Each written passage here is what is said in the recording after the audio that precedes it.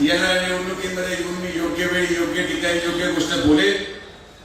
पण अजित दादा आल्यामुळे मी अवश्य सांगेन की या सगळ्या रामायणाची सुरुवात अजित दादांपासूनच आहे। तुम्ही तो गडी तुमच्याकडे घेतला नसता, मी माझी झालो नसतो आणि एवढा मोठा रोजगार मेळावा घ्यावा लागला नसता। पण येणाऱ्या कालावधीमध्ये अनेक गोष्टी या तालुक्यामध्ये आपण बदल पाहत आहोत। दाते सरांच्या माध्यमातून, महायुतीच्या माध्यमातून एकजुटी ठेवून आपण या तालुक्याच्या विकासासाठी काम करत राहू।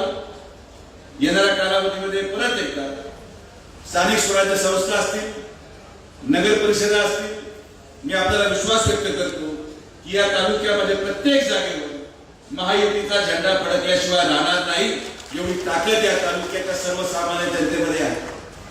आज आपण लोकसभेमध्ये झालेला एका चुकीचा परिणाम किती मोठा आहे। या लोकसभेच्या निवडणुकीनंतर या तालुक्याच्या जनतेला काय मिळालं याचा विचार या तालुक्याच्या शेतकऱ्यांनी केला पाहिजे, याचा विचार या तालुक्याच्या जनतेने केला पाहिजे।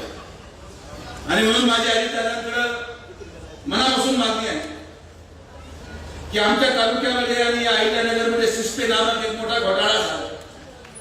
दादा तुम्ही एकदा याची चौकशी लावा, बाकी सगळं आम्ही पुढचं पाहून घेतो। याचा सूत्रधार कोण आहे, तो कोण आहे त्याच्या कार्यकर्त्यांनी गरिबांचे पैसे हडपले, तो कोण आहे त्यांनी या जिल्ह्याच्या जवळपास 3000 कोटी रुपयाची गुंतवणूक करून